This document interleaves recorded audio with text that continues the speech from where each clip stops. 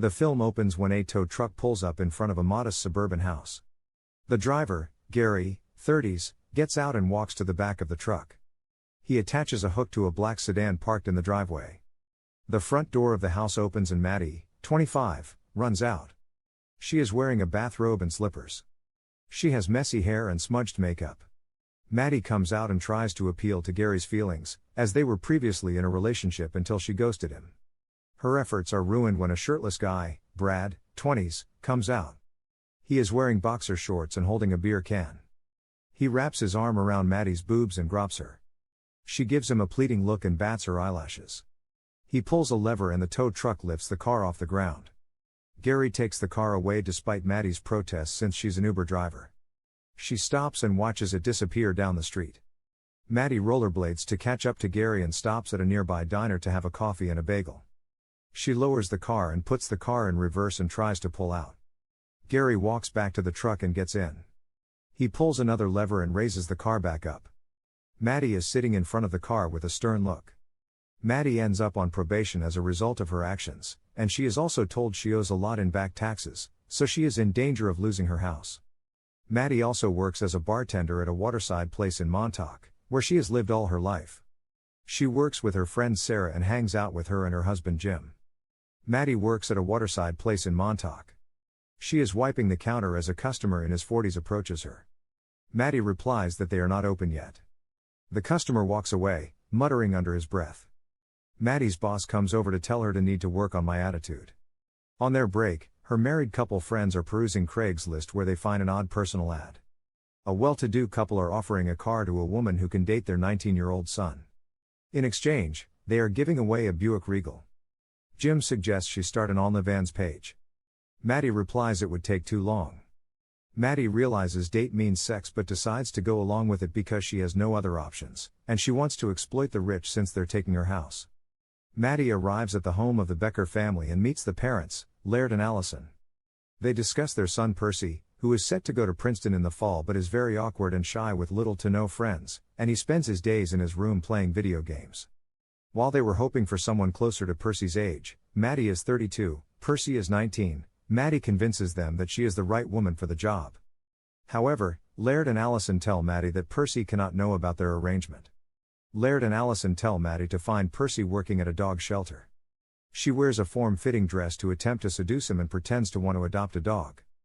Percy shows her a former police dog named Milo that was let go from the force for becoming addicted to cocaine. Percy starts to get nervous as Maddie comes on too strong and tries to leave early, but Maddie offers him a ride home after borrowing Jim's van. He mistakenly thinks that she is attempting to kidnap him, so he pulls out a can of mace and sprays her in the face. After Maddie painfully explains that she just thought he was attractive, Percy says he just wants to go on a proper date, to which Maddie agrees. Maddie later brings the van back to Jim and Sarah, telling them that Percy is unfuckable. Maddie and Percy sit at a table near the window. A waitress approaches their table. She knows Maddie. Maddie orders 2 Long Island iced tea, which Percy hates. A guy named Travis shows up, as he apparently used to date Maddie. He shows off his wedding ring and says that Maddie running out on him was the best thing that ever happened to him, and warns Percy not to get attached to her. Maddie later goes with Percy to the beach for a skinny dipping session. While he is reluctant, Maddie coaxes him to join her. Moments later, 3 drunk teens show up and steal their clothes, which contain their wallets, phones, and keys, so Maddie emerges from the water completely nude and proceeds to fight all 3 teens before they relent and give her back their stuff. When Maddie goes back in the water, Percy tells her there is something wrong with her. She starts to leave and drive away, but Percy is still nude and demands his phone back. When Maddie won't give it back, he hops onto the hood of her car, and she proceeds to drive with him hanging on. The cops see them and pursue, but Maddie fears she will lose her license if she is caught, so she drives quickly and manages to run across train tracks before a train can hit them, allowing her to lose the cops. Maddie brings Percy back to her place in another attempt to seduce him. She tries to do a sexy dance for him, and then has him try to do the same until she sees a rash on his back, which he attributes to anxiety. Maddie applies lotion to his back as he starts to open up about his history, including the fact that his classmates made fun of him for sleeping in his parents' bedroom and spreading rumors that he was having sex with them, which is why he doesn't like to go out. Maddie also opens up about an embarrassing memory to Percy. A former classmate named Doug Kahn shows up at Maddie's house, as he is now a realtor and wants to sell her house for full price. Maddie turns him away, as she still plans to save the house. Percy asks Maddie to spend the day with her for a real date, to which she agrees. They go to an arcade and win prizes before getting kicked out because Maddie was messing with another kid. They go by the lighthouse where Percy asks Maddie to kiss her, and she lets him, though he is a bit awkward with it. She also talks to him about how she never left Montauk and has stayed in the same house as her mom because her father gave it to them along with some money so that they wouldn't bother him and his new family. They then go to meet Percy's former nanny, an adult man named Jody.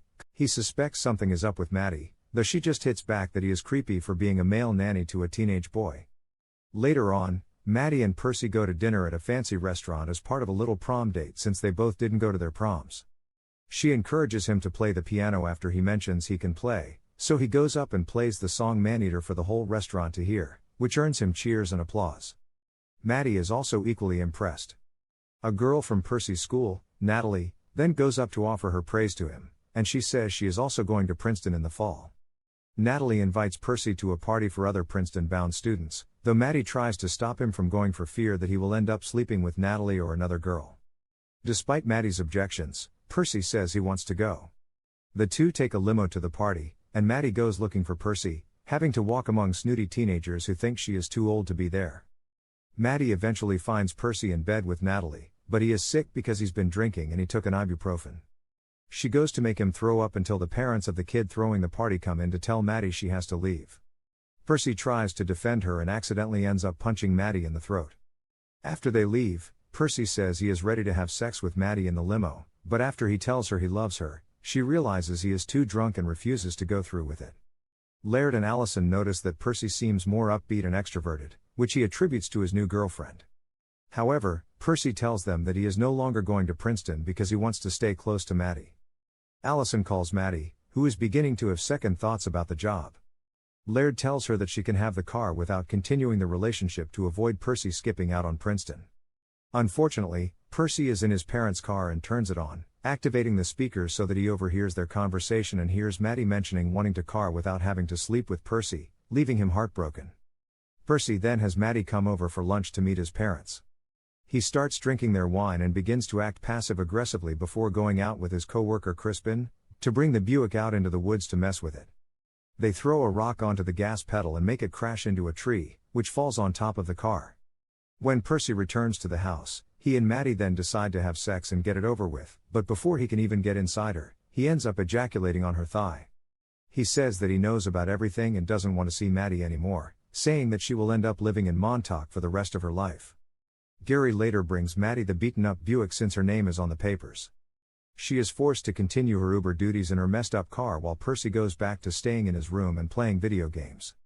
He also won't return any of Maddie's texts or calls. After Maddie finally raises enough money to fix her car and pay off her taxes, she celebrates with Jim and Sarah, but they announce to her that they are moving to Florida for the sake of their baby. Sarah is pregnant. Maddie is left upset as she realizes that she will be all alone. Maddie later contacts Doug and decides to take him up on his offer to sell her house. She sells it to Jim and Sarah so they can stay and raise their baby there, and she is making plans to move to California. Maddie finds out Percy is at a Princeton mixer and goes to find him. He still refuses to speak to her, even as she tries to explain herself. She hops on the hood of his car like he did to her, and he drives off with her hanging on. They end up driving through a beach where Maddie catches fire from a barbecue grill before Percy drives into the water. He panics and looks for Maddie before they tearfully apologize to each other.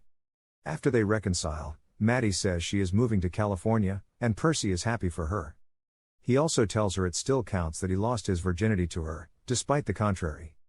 Percy packs his bags and says farewell to Laird and Allison on the day he is set to go to Princeton. Maddie shows up to drive him there before she goes to California, and surprises him by showing that she adopted Milo.